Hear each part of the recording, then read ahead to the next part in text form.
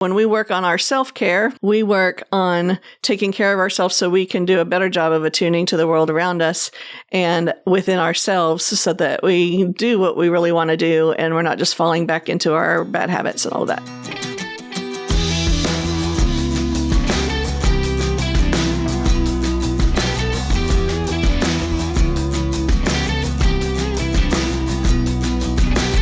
Hey y'all, welcome back to the Dr. Crockett Show. I'm your host, Dr. Susan Crockett. I'm a board-certified OBGYN in San Antonio, Texas, specializing in minimally invasive GYN surgery. That's robotic surgery for women. And at my practice, Virtuosa GYN, we've been making surgery easier for women since 2014. That's our whole goal. It's everything we do. We just recently moved into a brand new office. It is absolutely gorgeous. It is located on Judson next to Northeast Methodist Hospital in San Antonio, which is right on the corner of a really busy corridor that is booming between San Antonio and Austin. In fact, a little bit ago, this last week, I saw a documentary on PBS about the Austin-San Antonio corridor and how this area is just about to merge into kind of a Dallas-Fort Worth type scenario. And they were talking about all of the systems in the cities. It was very fascinating. But anyway, that's where my office is. It's right on that corner of San Antonio, headed up I-35 to Austin, Texas. And we have got so much going on right now. Methodist HCA has built a brand new hospital outpatient department, which is an outpatient surgery center for robotic surgery. It's right downstairs from my office, and that is opening on September 16th. Y'all, that's next week. And this has been 5 years in the making. I am so excited about it. We're going to be showing you footage from that. We'll show you in the upcoming weeks. We're going to show footage from my open house for the office, which was a total blast. And we have a ribbon cutting for the new robotic surgery center on the 27th of September. So the reason that's so exciting is because Methodist has seen the need for education, and in conjunction with Intuitive Surgical and my practice, we have managed to put together an incredible teaching facility with case observations and people coming in to learn how to do surgery like we do it. We've been designated as an epicenter for GYN surgery by Intuitive Surgical for benign outpatient GYN surgery. It's a huge deal. I think we're still only the third benign GYN epicenter in the country. And I'm starting this month to teach on the national faculty for Intuitive Surgical for their benign surgery. So I'll be seeing some of you in Atlanta towards the end of this month and some more of you in Seattle next month. And we're going to be just encouraging everybody who knows. We're going to be encouraging other surgeons to learn to elevate their surgical skills and mirror what we're doing and taking great care of our patients in San Antonio. So if you're interested in coming and seeing me as a patient, or Dr. Koshi, she was our guest on last week, and she is also starting on September 16th in my office. Also have another new doctor named Dr. Alsup, very fine, amazing, kind, sweet GYN colleague who has joined us. We are all available. You can find us at virtuosagyn.com. That's virtuosagyn.com. Or as always, you can find everything at drcrockett.com. All the links to the podcast, the shows, the new vitamin shop, all the things are there. So let's get into our show today. I'm super excited because we are talking finally about the seventh seed, which is these little things up here. The seventh seed of the soul. So for those of you just joining us, we've been doing a series over the last couple of months about each of what we call the seven seeds of the soul. And on the Dr. Crockett Show, our motto is we go where the scalpel doesn't reach. And what we started the show for is I realized there was a need for wellness education, and all of the conversations that I have with my patients in the office that have nothing to do with surgery or maybe keep them out of my office for surgery, all of those conversations are what we're bringing here to the channel. So we talk about nutrition, mental health, all that kind of stuff. So the seven seeds, which are kind of our curriculum base, are B, which is about self-care. That's first. Heal, fix the things that are broken. Love, duh, y'all know what love is. Give, which is green. That's service and giving of yourself and money and everything. That's why it's green. Give, grow is the light blue one, which is constantly changing, growing, transforming. We're transformation experts here, and we're helping you do the same thing. And be, heal, love, give, grow, pray. Sorry, I had to think. Pray is the teal color. And the last one is attunement. So attunement is a really interesting topic for me. I was a musician as my first language. I was a musician before I could talk. I was a musician long before I was a physician. When I was young, I played piano. For about 14 years, I played piano, and I got to the point where my hands were too small to reach an octave, and I was getting into competitive concerto work, and that didn't work so well. So I had a limitation, had to pivot into something else. So I chose the oboe in my school band and ended up doing real well with that. There's a similar instrument here. This is actually an oboe d'amore, which is like an alto oboe sitting on the side. I don't know if you could see that, but music and energy and sound waves all have a whole lot to do with how we interact with the world around us. And the reason this seventh seed is so spectacularly important is attunement. It's a lot like alignment. It's about interacting, how we interact with the world around us and how we attune to what we want and what we're doing within our own bodies. So let me give you an example of that. So, you know, all the time we have these ideas like, I'm going to do better at picking up my clothes or putting my dishes away or whatever it is you've decided that you want to do as a habit that you want to change. There's that thing that your upper mind decides it wants to do. And then there's that thing that our subconscious lower brain gets to where it's like, oh, heck, I don't feel like doing that today. That's a disalignment. That's a disattunement. I'm going to coin that word today. It's a disattunement. It means that things are they're not aligned in the same wavelength of energy, and they are not working together. So when we work on our self-care, we work on taking care of ourselves so we can do a better job of attuning to the world around us and within ourselves so that we do what we really want to do and we're not just falling back into our bad habits and all that. So back to the oboe thing. So the oboe is interesting. So when you listen to sound waves are... Sound is actually waves that are made in the air that come to your ear, and in your inner ear, it hits your little hairs on the inside of your ear, and your ear translates the sound waves into a nerve signal that goes to your brain, and then the part of your brain that's the auditory part of your brain tells you that you heard that sound. That's why the cochlea is so important, that little shell-looking part of our ear, and that's why when people are deaf, they sometimes are able to get cochlear implants because it does that for them. So where was I? The oboe. If any of you have ever seen an orchestra, the oboe is the one that tunes the orchestra. So they play the A note. And the reason the oboe is the one that does that is because it has a very piercing quality of sound where it's easy to hear it through the sound of all the other players playing.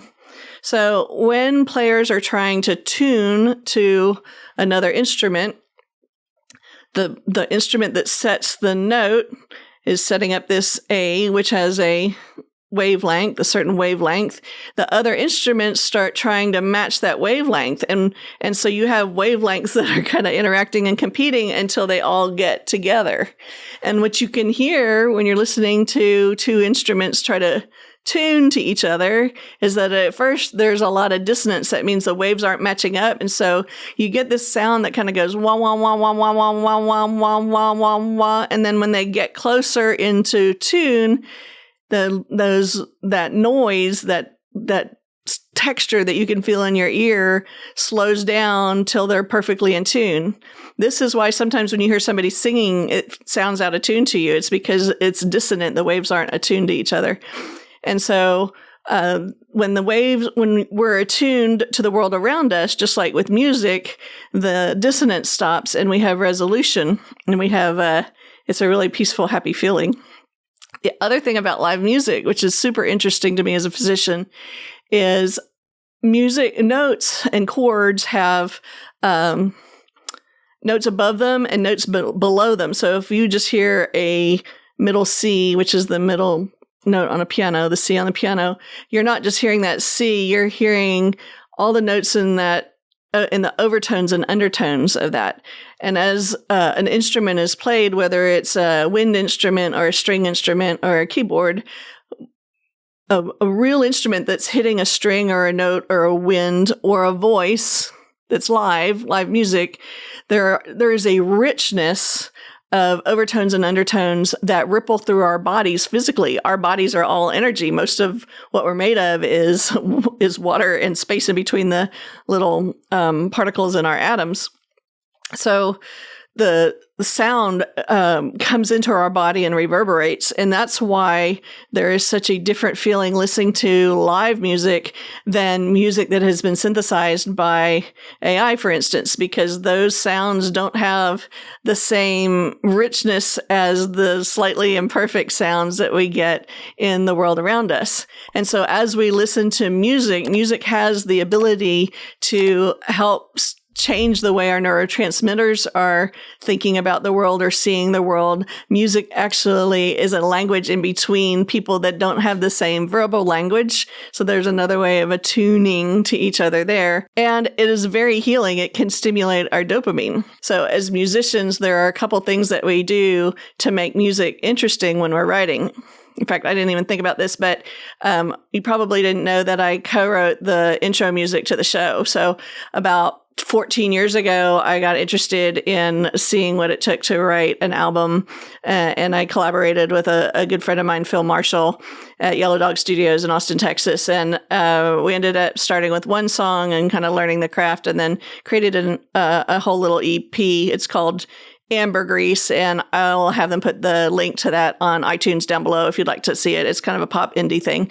Super fun, super blast. But what I learned about writing in that was, if you just play the same sweet major sounding notes all the way through a song, there's not a whole lot of interest there. So musicians or artists, we build interest with a couple things. One is we go from dissonance, which is a minor chord that doesn't sound very comfortable. Our bodies want to resolve that. And so as a minor chord shifts into a major chord, it makes us happy. It gives us a dopamine hit. And you don't even know that's happening half the time when you're listening to music. But particularly if you listen to soundtracks, I love the Star Wars soundtracks. They're incredible. If you listen to orchestra music, it does that a lot. So that's the first thing it does. It moves from dissonance into resonance.